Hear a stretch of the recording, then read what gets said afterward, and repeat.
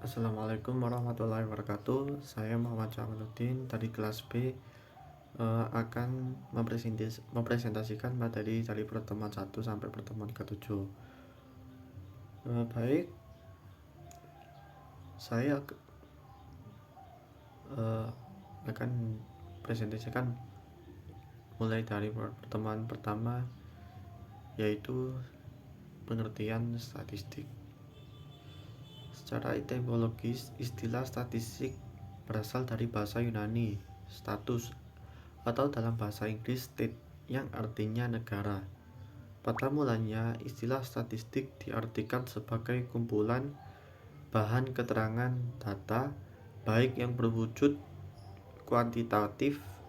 angka kuantitatif maupun yang berwujud bukan angka kualitatif yang mempunyai arti penting dan kegunaan besar dalam suatu negara.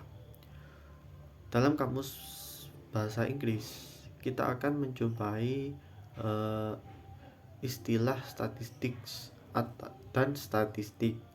Kedua istilah tersebut memiliki makna yang berbeda.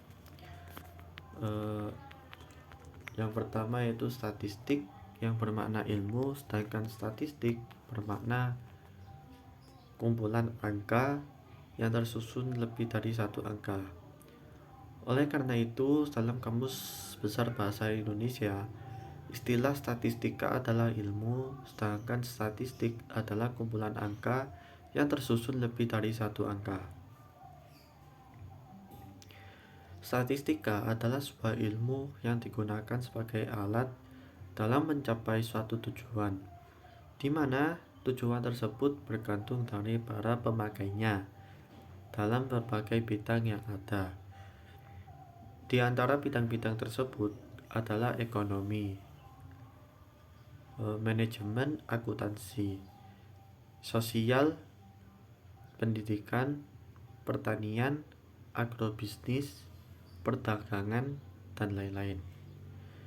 Manfaat statistika yaitu sebagai berikut. Yang pertama yaitu memperoleh gambaran baik secara umum maupun khusus tentang suatu gejala, peristiwa, atau objek. Yang kedua yaitu mengikuti perkembangan atau pasang surut mengenai gejala dari keadaan dari waktu ke waktu. Yang ketiga yaitu melakukan pengujian apakah gejala yang satu berbeda dengan gejala yang lainnya atau tidak. Jika terdapat perbedaan, apakah perbedaan itu merupakan perbedaan yang berarti atau meyakinkan, ataukah perbedaan itu terjadi hanya kebetulan saja. Yang keempat yaitu mengetahui apakah gejala yang satu ada hubungan dengan gejala yang lainnya. Adapun manfaat statistika itu bergantung dari para penggunanya. Berikut adalah beberapa manfaat statistika dalam bidang pendidikan, ekonomi, dan bidang yang lainnya. Antara lain sebagai berikut. Yang pertama dalam bidang pendidikan atau bagi perguruan tinggi. Data statistik digunakan untuk dasar perencanaan pendidikan, alat pengendalian, kontrol dalam pelaksanaan, dan dasar evaluasi akhir. Pada tahap perencanaan, target atau sasaran yang ingin diketahui dapat ditentukan. Contohnya, jumlah mahasiswa, misalnya 1.500 orang, yang mengikuti mata kuliah statistika dapat digunakan untuk mengetahui rata-rata nilai siswa. Untuk mencapai target tersebut, perencanaan triwulan disusun. Pada tahap pelaksanaan, data diperlukan sebagai alat pengendalian untuk mengetahui bila terjadi penyimpangan atau hal-hal yang tidak diinginkan. Dengan demikian, perbaikan dapat segera dilakukan.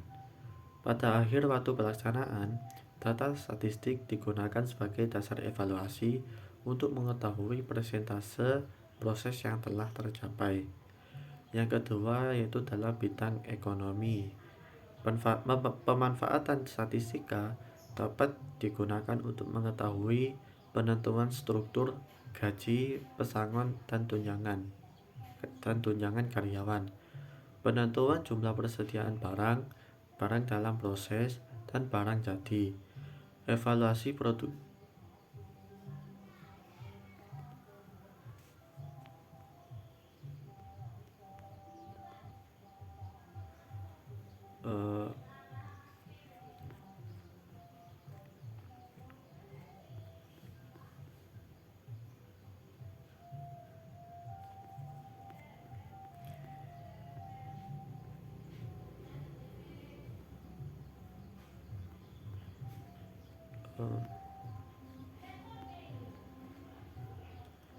evaluasi produktivitas karyawan, evaluasi kinerja perusahaan, pita kalkulasi misalnya mengenai penentuan standar audit barang dan jasa, penentuan depresiasi dan apresiasi barang dan jasa, analisis rasio keuangan perusahaan. Dalam bidang pemasaran, sebuah perusahaan dapat menggunakan prosedur statistika untuk menjelaskan hubungan permintaan produk, misalnya dengan tingkat pendapatan masyarakat, banyaknya penduduk, dan latar belakang kebangsaan atau agama konsumennya.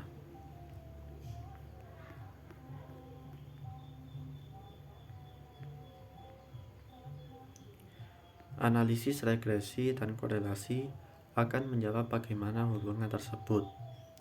Yang ketiga yaitu bidang agrobisnis. Dalam pertanian atau perdagangan, statistika memiliki peranan penting. Statistika digunakan dalam perencanaan untuk modal.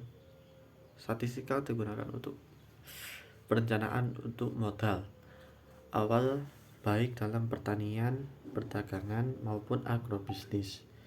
Statistika juga digunakan untuk mengetahui seberapa besar peningkatan produksi yang dihasilkan dalam setiap produksi dan keuntungan yang didapatkan dalam setiap produksinya. Yang keempat yaitu bidang pemerintahan. Statistika umumnya digunakan untuk membuat rencana dan ramalan. Contoh, suatu pemerintahan kota sedang merencanakan kebutuhan perumahan warganya selama 10 tahun mendatang. Manfaat rencana itu sangat dipengaruhi oleh ketepatan ramalan jumlah penduduk kota pada periode perencanaan. Analisis time series merupakan salah satu teknik ramalan yang sangat populer. Yang kelima yaitu bidang sumber daya manusia. Dalam bidang sumber daya manusia, statistika dapat membantu untuk menghasilkan keputusan yang lebih baik dan dalam mengatasi perubahan-perubahan.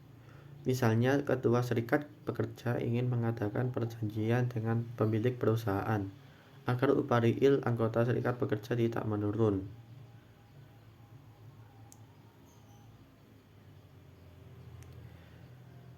Selanjutnya yaitu materi tentang jenis-jenis statistika.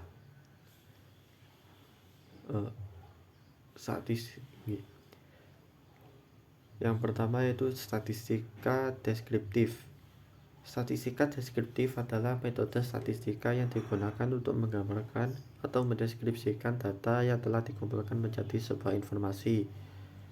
Statistika deskriptif meliputi materi tentang penyajian data, ukuran pemusatan, ukuran penyebaran, deret berkala, peramalan, dan sebagainya. Yang kedua yaitu statistika inferensial atau induktif. Statistika inferensial atau induktif adalah metode yang digunakan untuk mengetahui tentang populasi berdasarkan suatu sampel atau contoh dengan menganalisis dan menginterpretasikan data menjadi sebuah kesimpulan. Statistika inferensial meliputi materi tentang metode sampling, teori pendugaan, probabilitas, statistika non-parametrik, teori pendugaan, pengujian hipotesis, regresi,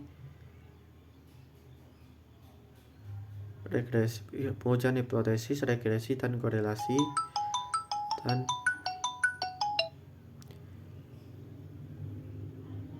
dan teori keputusan analisis jalur.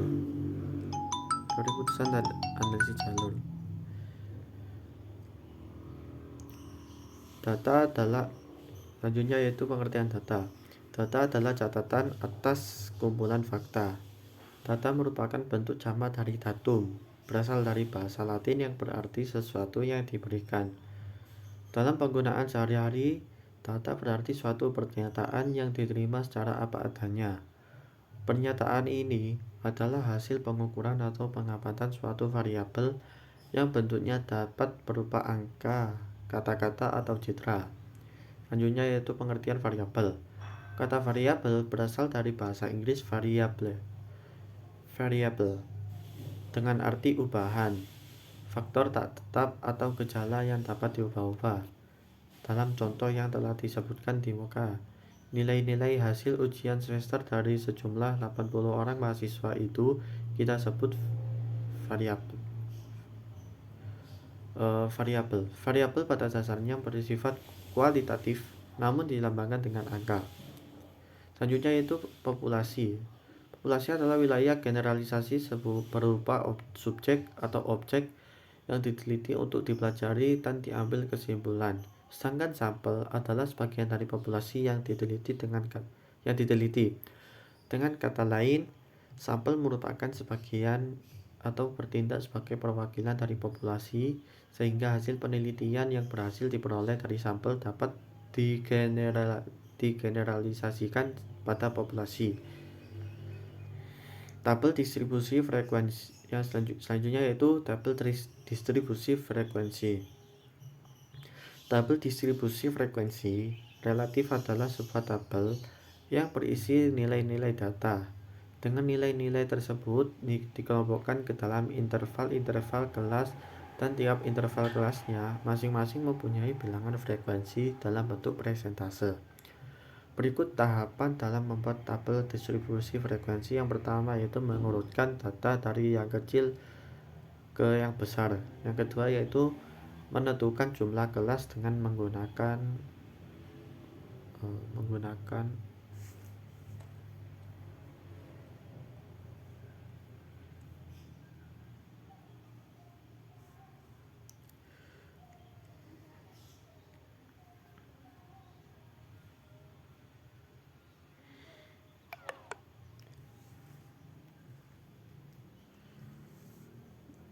jumlah kelas. Yang ketiga yaitu menentukan interval kelas. Yang keempat yaitu menyusun tabel distribusi frekuensi. Selanjutnya itu ukuran pemusatan data. Ukuran pemusatan adalah suatu sembarang ukuran yang menunjukkan pusat dari sekelompok data yang telah diurutkan dari nilai terkecil hingga nilai terbesar atau sebaliknya. Terdapat beberapa ukuran pemusatan, namun yang paling sering digunakan ada tiga, yaitu min, median, dan modus. Ketiganya memiliki ciri-ciri dan perbedaan yang dapat dijelaskan secara matematis. Selanjutnya itu pengertian min, median, modus. Pengertian min adalah nilai tengah pada suatu kelompok data yang diperoleh dari penjumlahan kelompok dibagi dengan banyaknya data. Terdapat dua nilai tengah yang biasanya kita ketahui, yaitu nilai tengah untuk populasi dan nilai tengah untuk sampel. Nilai tengah biasanya juga disebut min atau rata-rata. Selanjutnya yaitu pengertian median. Median adalah suatu nilai yang terletak di tengah kelompok data yang telah diurutkan dari nilai terkecil sampai yang terbesar atau sebaliknya. Karena suatu kelompok terbagi atas dua jenis, yaitu kelompok ganjil dan kelompok genap, maka terdapat dua solusi yang menentukan median yang dapat digunakan untuk kasus tersebut. Selanjutnya itu pengertian modus. Modus adalah salah satu ukuran pemusatan yang paling sering digunakan dengan menggunakan karakter data yang paling sering muncul dalam suatu kelompok data. Dalam suatu kelompok data adalah modus dari kelompok tersebut. Berbeda dengan median. Penuturan modus tidak perlu melakukan pengurutan terhadap kelompok data, melainkan cukup menggunakan pengamatan terhadap data yang paling sering muncul dalam kelompok. Selanjutnya itu ukuran penyebaran data. Ukuran penyebaran data adalah ukuran yang menunjukkan seberapa jauh suatu menyebar dari rata-ratanya. Pada ukuran penyebaran data, kita mempelajari materi tentang jangkauan, range, simpangan ragam atau variansi, ukuran penyebaran pada nilai kuartil, dan pencilan atau outlier. Jangkauan adalah ukuran penyebaran yang paling sederhana.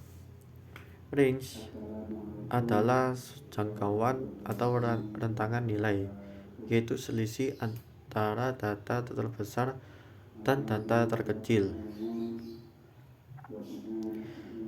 Dengan menggunakan range dalam singkat, dapat diperoleh gambaran umum mengenai luas penyebaran data yang sedang kita hadapi. Simpangan adalah rata-rata hitung dari nilai mutlak deviasi antara nilai data pengamatan dengan nilai rataan hitung. Untuk rata-rata deviasi dibagi menjadi dua, yaitu rata-rata untuk data yang tidak dikelompokkan dan rata-rata untuk data yang dikelompokkan.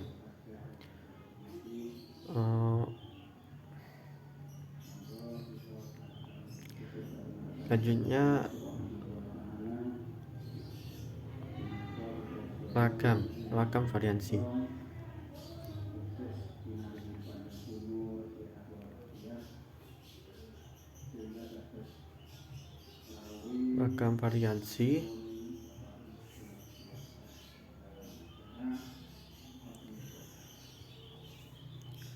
Ragam variansi adalah rata-rata hitung dari nilai mutlak deviasi antara nilai data pengamatan dengan nilai rataan hitung.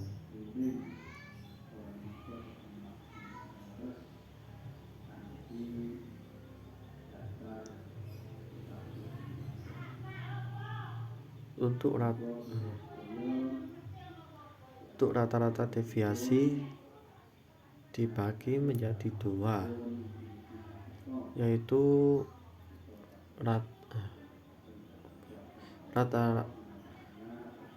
menjadi dua.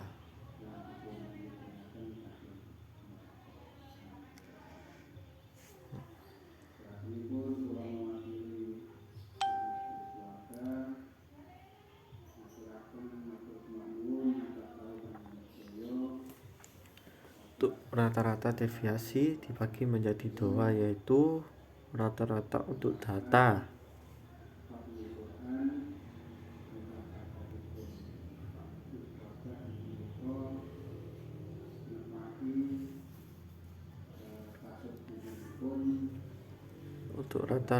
untuk data yang tidak dikelompokkan dan rata-rata untuk data yang tidak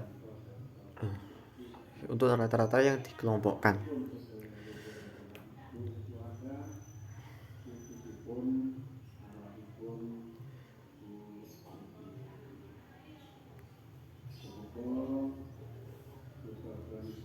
Baik, saya ulangi, ragam variansi adalah rata-rata hitung dari nilai mutlak deviasi antara nilai data pengamatan dengan nilai rataan hitung.